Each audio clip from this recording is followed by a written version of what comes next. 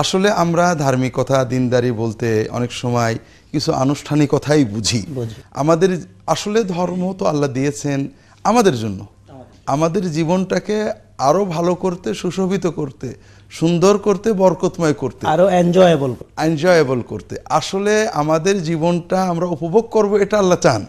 শুধু বিষয়টা হলো উপভোগটা হবে সামগ্রিক, আমাদের শুধু যেন দেহই খুশি না হয়, আত্মা, দেহ, মন খুশি হয়, আর হবে সামগ্রিক কল্যাণ। অর্থাৎ আমার শুধু এই আজকের রাত্রে উপভোগ করব, কালকে টেনশন করব তা নয়, আমরা যেন এই দুনিয়ার জীবন এবং আখিরাতের জীবন পুরোটাই উপভোগ করতে পারি। জি, এই জন্য আল্লাহ তাআলা দিন দিয়েছেন। আমরা দিন পালন করলে আল্লাহ তাআলার উপকার হয় না, এমনকি আমরা দিন পালন করলে আল্লাহ রাসূল সাল্লাল্লাহু আলাইহি ওয়াসাল্লামের কোনো উপকার হয় না। আর এই জন্যই জীবনের স্বাভাবিক কর্মগুলোকে একটু সাজিয়ে নিয়ে আমরা অনেক কল্যাণ পেতে পারি। যেমন যেটা আপনি আজকে তুলেছেন, ঘুম। প্রতিটি মানুষই ঘুমায়, কিন্তু এই ঘুম যদি একটু সুন্নাত মতো হয় তাহলে ঘুমের মাধ্যমে আমরা জাগতিকভাবে উপকৃত হতে পারি, সওয়াব পেতে পারি। যেমন আমরা প্রত্যেকেই দাঁত ব্রাশ করি, মুখ ব্রাশ করি, প্রতিটি মানুষই। যখন কেউ সকালে ঘুম থেকে ওঠে ঘুমাতে যাওয়ার আগে দাঁত ব্রাশ করেন, দাঁত ব্রাশ না করলে দাঁতে পোকা হবে। ঈমান থাক আর না থাক, যে কোনো ব্যক্তি তার দাঁতটা পরিষ্কার হবে, মুখে দুর্গন্ধ হওয়ার ভয়। কিন্তু মুমিন যখন চিন্তা করেন, রাসূলুল্লাহ সাল্লাল্লাহু আলাইহি ওয়াসাল্লামের সুন্নত, তিনি বলেছেন নামাজের আগে দাঁতটা ব্রাশ করতে হবে, ঘুমাতে যাওয়ার আগে দাঁতটা ব্রাশ করতে হবে, আল্লাহ খুশি হন, ফেরেশতারা খুশি হয়। তখন এই জাগতিক ফলাফলের পাশাপাশি ওই মুমিনের হৃদয় উজ্জীবিত হচ্ছে আল্লাহর জিকিরে, এবং তার আমলনামায় ব্যাপক সওয়াব জমা হচ্ছে, তার দুনিয়া এবং আখিরাত বরকতময় হচ্ছে। এটা আল্লাহ তাআলার জিকিরে পরিণত হয়, জিকিরে পরে ইবাদতে পরিণত হয়ে যায়, আল্লাহর জিকির এবং রাসূলুল্লাহ সুন্নতে পরিণত হয়ে গেল। তাহলে শুধুমাত্র অনুভবের কারণে, চেতনার কারণে আমাদের জাগতিক কর্মটাই ইবাদতে পরিণত হয়ে গেল। ঠিক তেমনি ঘুমের প্রথম বিষয় হলো ঘুমের গুরুত্ব। আল্লাহ তাআলা কোরআন কারীমে বারবারই ঘুমের গুরুত্ব, জাআলনা নাওমাকুম সুবাতা, আল্লাহ তাআলা বারবার কোরআনে বলেছেন তোমাদের ঘুমকে আমি তোমাদের পরিপূর্ণ বিশ্রাম দিয়েছি। ঘুম তোমাদের বিশ্রাম, এবং সেই ঘুমটা রাতে হতে হবে, এটা আল্লাহ বারবার বলেছেন। আমরা বর্তমান আধুনিক সভ্যতায় অনেক সময় গভীর রাত পর্যন্ত জেগে থাকি, দিনের বেলায় ঘুমাই। এটা আল্লাহর নিয়মের বিপরীত, যেটা আমরা প্রকৃতি বলি, প্রকৃতির নিয়মের বিপরীত, এটা আমাদের ক্ষতি করবে। এবং রাসূলুল্লাহ সাল্লাল্লাহু আলাইহি ওয়াসাল্লামের সুন্নতের বিপরীত, যেটা তিনি নিষেধ করেছেন, আমরা একটু পরে জানবো ইনশাআল্লাহ। তাহলে ঘুমের প্রথম বিষয় হলো আল্লাহ তাআলা আমাদেরকে ঘুম দিয়েছেন আমরা যেন গভীরভাবে বিশ্রাম নিয়ে আবার উজ্জীবিত হতে পারি, এবং রাত্রিবেলায় কিছু সময় ঘুমানোর জন্য আল্লাহ কোরআন কারীমে বারবারই বলেছেন। রাসূলুল্লাহ সাল্লাল্লাহু আলাইহি ওয়াসাল্লাম ঘুমাতে নির্দেশ দিয়েছেন। এখানে যে বিষয়টা গুরুত্বপূর্ণ সেটা হলো, আমরা রাত জেগে গান শোনা, রাত জেগে খেলা দেখাকে খারাপ মনে করি, কিন্তু রাত জেগে ওয়াজ মাহফিল শোনা বা রাত জেগে আল্লাহর ইবাদত করা, এটা হয়তো মনে করি ভালো কাজ। কিন্তু রাসূলুল্লাহ সাল্লাল্লাহু আলাইহি ওয়াসাল্লাম এই ক্ষেত্রেও ব্যালেন্স করতে বলেছেন। অনেক সময় বিভিন্ন ধর্মেও রয়েছে আল্লাহর সাথে সম্পর্কের আবেগে রাতের পর রাত জেগে জেগে ইবাদত বন্দেগী ধ্যানে কাটানো, দিনের পর দিন রোজা অথবা উপবাস পালন, এটা একজনের আবেগ তৈরি হয়, এর মজাও লাগে। কিন্তু রাসূলুল্লাহ সাল্লাল্লাহু আলাইহি ওয়াসাল্লাম এটা থেকে কঠিনভাবে নিষেধ করেছেন, এবং এই নিষেধ থেকে আমরা সুন্নতের চেতনাটা বুঝতে পারবো আসলে সুন্নতটা কি। বিভিন্ন হাদিস এসেছে এ ব্যাপারে, তার ভিতরে একটা হাদিস সহিহ বুখারী, মুসলিম, অন্যান্য গ্রন্থে এসেছে। রাসূলুল্লাহ সাল্লাল্লাহু আলাইহি ওয়াসাল্লামের কিছু কয়েকজন সাহাবী তারা উম্মুল মুমিনিনদের কাছে, রাসূল সাল্লাল্লাহু আলাইহি ওয়াসাল্লামের স্ত্রীর কাছে গেলেন তার আমল জানতে। তো আমল বলতে আমরা যদি আমরা সুন্নত এবং সাহাবীদের জীবন দেখি, দিনের বেলায় কিন্তু তারা কর্মব্যস্ত থাকতেন, যেটাকে আমরা দুনিয়া বলি। দিনের বেলায় ব্যবসা বাণিজ্য অন্যান্য কাজে ব্যস্ত থাকতেন। আমল মূলত রাতে, দিনে কর্ম বাদ দিয়ে বা কর্মে ফাঁকি দিয়ে আমল, এটা অনেক সময় বদ আমলে পরিণত হয়। এই জন্য রাসূলুল্লাহ সাল্লাল্লাহু আলাইহি ওয়াসাল্লাম দিনের বেলায় তো তাদের সাথে বসতেন, কাজ করতেন, কিন্তু তার রাতের আমল কি, পারিবারিক আমল কি, এইটা জানার জন্য তারা রাসূলুল্লাহ সাল্লাল্লাহু আলাইহি ওয়াসাল্লামের স্ত্রীর কাছে গেলেন। যখন সাহাবীদেরকে রাসূলুল্লাহ সাল্লাল্লাহু আলাইহি ওয়াসাল্লামের স্ত্রী তার আমলের কথা বললেন, আমলের কথা কি বললেন এটা আমরা ওই হাদিসে ওইভাবে নেই, অন্যান্য হাদিসে আসেছে রাসূলুল্লাহ সাল্লাল্লাহু আলাইহি ওয়াসাল্লাম রাত্রে সকাল সকাল ঘুমিয়ে পড়তেন, ঘুমানোর কয়েক ঘন্টা পরে উঠে রাত্রে 3-4 ঘন্টা 5 ঘন্টা, অর্থাৎ বর্তমান আমরা সময়ে বলতে পারি রাত্রে 10টায় ঘুমিয়ে পড়তেন, রাত্রে 2টোর দিকে উঠে 3টে 4টে 5টা 6টা ইবাদত বন্দেগী করতেন, বা 1টার দিকে উঠে। আর তিনি বাড়িতে নফল রোজা রাখতেন মাসে কিছুদিন, আবার কিছুদিন রাখতেন না। স্ত্রীদের সাথে হাসি তামাশা করতেন, গল্প করতেন, তাদের সময় দিতেন, দাম্পত্য আনন্দ উপভোগ করতেন, পারিবারিক কাজ করতেন, নিজের কাজ নিজে করতেন, জুতা সেলাই করতেন, সংসারের কাজে স্ত্রীকে সহায়তা করতেন। এগুলো তার পারিবারিক এবং বাড়ির আমল। যখন সাহাবিগণ এই আমলগুলো জানলেন তখন তারা বললেন কান্নাম তাকাল্লুহা, তারা আমলগুলোকে কম মনে করলেন যে রাসূলুল্লাহ সাল্লাল্লাহু আলাইহি ওয়াসাল্লাম রাতে মাত্র 3-4 ঘন্টা বা 5 ঘন্টা তাহাজ্জুদ পড়েন, বাকিটা ঘুমান, মাসে 3-4 দিন 10 দিন রোজা রাখেন, বাকিটা রোজা রাখেন না, স্ত্রীদের সাথে ঘন্টার পর ঘন্টা সময় দেন, আনন্দ ফুর্তি করেন, এটা মনে হয় ইবাদত হিসেবে একটু কম। তবে এই কমের কারণে তারা রাসূল সাল্লাল্লাহু আলাইহি ওয়াসাল্লামের প্রতি কোনো অবমূল্যায়ন করেননি। তারা কি বললেন, রাসূলুল্লাহ সাল্লাল্লাহু আলাইহি ওয়াসাল্লামের সাথে আমাদের তুলনা হতে পারে না, তিনি কোথায় আমরা কোথায়, তিনি তো আল্লাহর মাসুম, তিনি আল্লাহর মাসুম, আল্লাহ তার কোনো পাপ রাখেননি, তার পূর্বাপর সব গুনাহ আল্লাহ তার পূর্বাপর গোনা ক্ষমা, অর্থাৎ তাকে তিনি গোনা মুক্ত রেখেছেন আল্লাহ তাআলা। কাজেই তার ইবাদত তো কম হতেই পারে, তার তো বেশি লাগে না। আমরা গুনাহগার, আমাদের তো একটু বেশি করতেই হবে। আমরা তো আমাদেরকে রাসূল সাল্লাল্লাহু আলাইহি ওয়াসাল্লাম তুলনা করে ওইটুকু করলে চলবে না, আরো বেশি করতে হবে। এই বেশি করার চেতনা তারা রাসূল সাল্লাল্লাহু আলাইহি ওয়াসাল্লামকে অবমাননা করে করেননি, তাকে মূল্যায়ন করে একটু বেশি করার চিন্তা করেছেন। তারা বললেন ফা আম্মা আনা ফালান আনামাল লাইলা, একজন বললেন আমি রাত্রে ঘুমাবো না, সারা রাতই তাহাজ্জুদ পড়বো, এই 3-4 ঘন্টা তাহাজ্জুদে আর কি হয়, আমি সারা রাত পড়বো। আরেকজন বললেন আমি প্রতি মাসেই পুরোটাই রোজা রাখবো, অর্থাৎ হারাম দিন বাদ দিয়ে আমি 12 মাসই রোজা রাখবো। আরেকজন বললেন যে আমি এই সংসার বিয়ে শাদী এই সমস্ত ইসের ভিতরে যাবো না, এতে আল্লাহর ইবাদত কম পড়ে যায়, আমি অবিবাহিত থাকবো। আরেকজন বললেন যে আমি বিছানায় শোবো না, বিছানায় শুলে আরামে ঘুম আসে, আমি বিছানা ব্যবহার করবো না, মাটিতেই শুয়ে কাটাবো। আরেকজন বললেন যে আমি ভালো ভালো খাবো না, গোশ মাছ এগুলো খাবো না, অতি অল্প খেয়েই জীবনযাপন করব। এইভাবে তারা বিভিন্ন নিয়ত প্রকাশ করলেন। এই কথাগুলো তারা বলা বলি করাতে অন্যান্য বিভিন্ন সূত্রে রাসূলুল্লাহ সাল্লাল্লাহু আলাইহি ওয়াসাল্লামের কানে চলে গেল যে অমুক অমুক সাহাবী এরকম নিয়ত করেছেন। রাসূলুল্লাহ সাল্লাল্লাহু আলাইহি ওয়াসাল্লাম মসজিদে এসে মিম্বারে দাঁড়ালেন। তিনি বললেন যে তোমরা কি এসব কথা বলেছো? বলে হ্যাঁ আমরা তো বলেছি হুজুর যে আমরা একটু বেশি করে আল্লাহর ইবাদত করতে চাই। তিনি বললেন শোনো, তোমরা জেনে রাখো তোমাদের ভিতরে আল্লাহর মারেফত, আল্লাহর জ্ঞান সবচেয়ে আমার বেশি এবং আল্লাহর তাকওয়াও সবচেয়ে আমার বেশি। আল্লাহকে ভয় করার, আল্লাহর ইবাদত করার যোগ্যতা এবং প্রেরণা আমার সবচেয়ে বেশি। সেই আমি কি করি, রাত্রে কয়েক ঘন্টা তাহাজ্জুদ পড়ি, কয়েক ঘন্টা ঘুমাই, মাসে কয়েকদিন নফল রোজা রাখি, কয়েকদিন রোজা ভেঙে দিই, স্ত্রীদের সঙ্গ দিই, তাদের সাথে দাম্পত্য আনন্দ করি, সংসার করি। এটাই হলো আমার রীতি, আমার সুন্নত।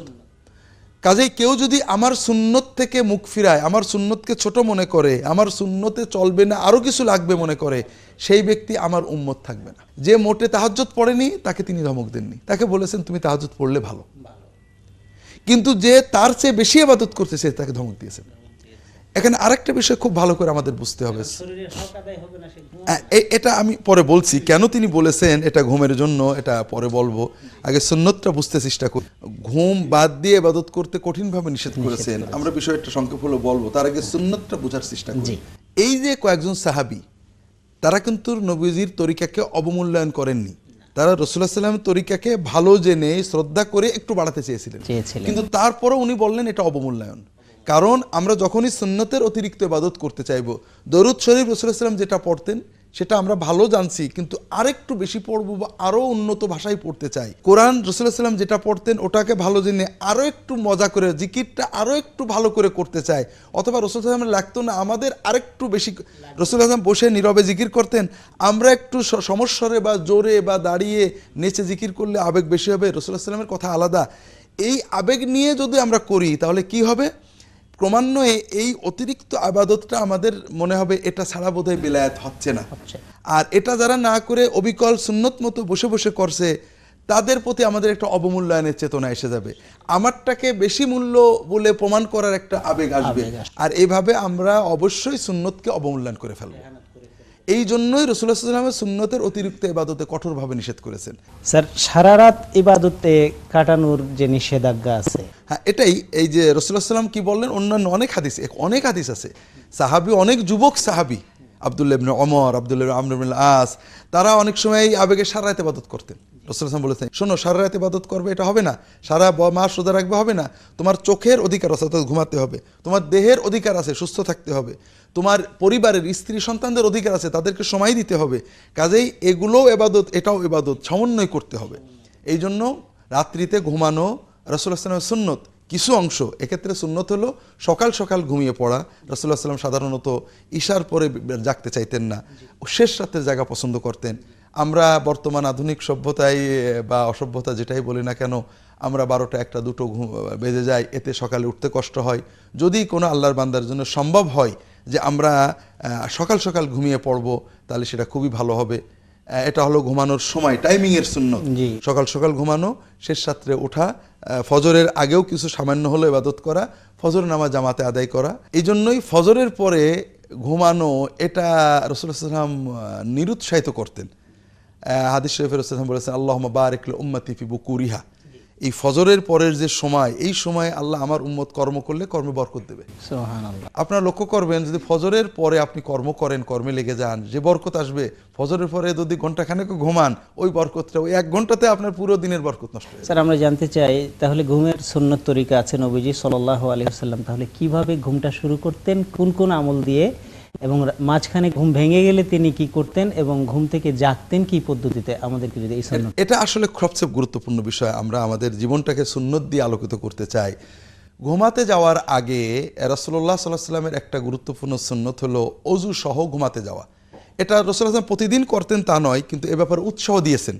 তিনি বলেছেন, যদি কেউ অজু করে অজু সহ বিছানায় শুয়ে ঘুমিয়ে পড়ে, তাহলে আল্লাহ তাআলা 2 জন ফেরেশতা পাঠিয়ে দেন, যারা ওই ব্যক্তির সাথে ওই বিছানায় শুয়ে থাকে। সুবহানাল্লাহ। ওই ব্যক্তি সারা রাত ঘুমিয়ে নড়াচড়া করে, আর 2 ফেরেশতা তার জন্য দোয়া করে। সুবহানাল্লাহ। এবং আমরা জানি যে রাত্রে ঘুমানোর আগে একান্ত পুষ মাঘ মাস ছাড়া অন্য সময়ে যদি সুন্দর করে ব্রাশ করে, মেসওয়াক করে, এটা সুন্নত, অজু করে আমরা শুতে যাই, আমাদের ঘুমটাও ভালো হবে। দ্বিতীয়ত, অজুর পরে কিছু জিকির করে শোয়া।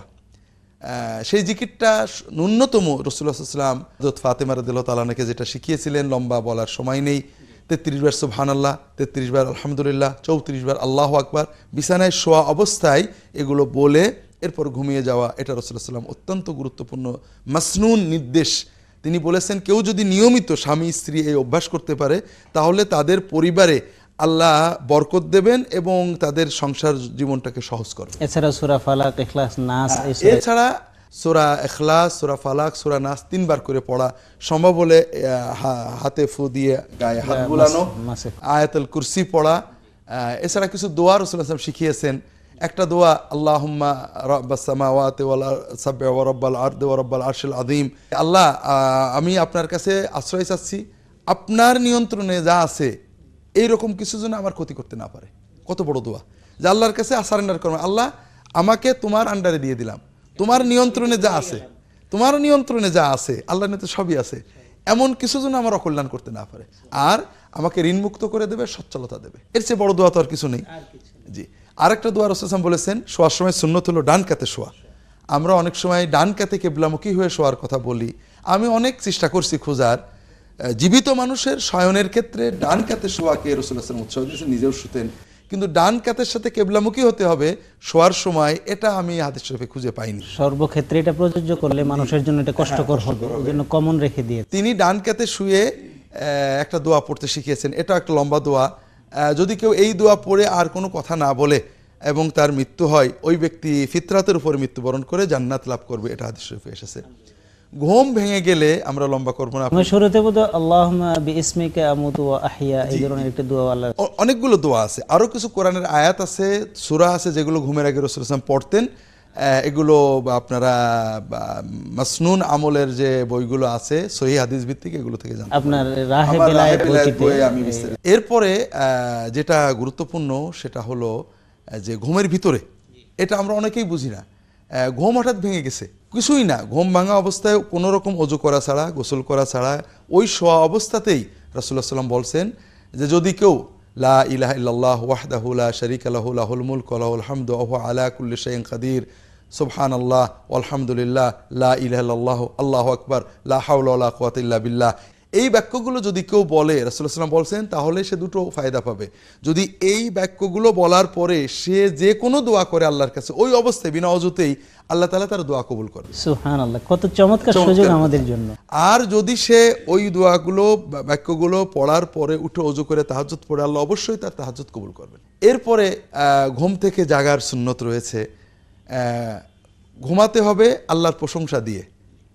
আমরা জীবনকে পজিটিভ করব, ঘুমানোর সময় আল্লাহর প্রশংসা করে ঘুমাবো, যে আল্লাহ তুমি দিনটাকে খুব ভালো কাটিয়েছো, খুঁটিনাটি অসুবিধা ছিল কিন্তু তোমার নিয়ামত অনেক ছিল, আলহামদুলিল্লাহ। আর ঘুম থেকে উঠে রাসূলুল্লাহ সাল্লাল্লাহু আলাইহি ওয়াসাল্লাম প্রথম কথা বলতেন আলহামদুলিল্লাহ, আল্লাহর প্রশংসা, যে আল্লাহ তাআলা আমাকে নতুন জীবন দিলেন। ঘুমের ভিতরে তো আমি তো মৃত্যুবরণ করেছিলাম, আল্লাহ তাআলা আমাকে নতুন জীবন দান করলেন, এবং আমাদের এক পর্যায়ে এই জীবন নিয়ে আল্লাহর কাছে চলে যেতে হবে। এই যে অনুভূতি, ঘুম আমরা ঘুমাই স্বাভাবিক, ঘুম থেকে ভাঙি স্বাভাবিক, কিন্তু এটাও যে আল্লাহর বড় একটা নিয়ামত, তাহলে আমাদের বুঝতে হবে আল্লাহর প্রতিটি নিয়ামত হৃদয় দিয়ে অনুভব করতে হবে। এবং ফজরের সুন্নত ঘরে পড়া, ফজরের সুন্নত আদায় করে মসজিদে হেঁটে যাওয়া, হাঁটার সময় কিছু দোয়াও রাসূলুল্লাহ সাল্লাল্লাহু আলাইহি ওয়াসাল্লাম শিখিয়েছেন, এগুলো সবই ঘুমের সাথে জড়িত।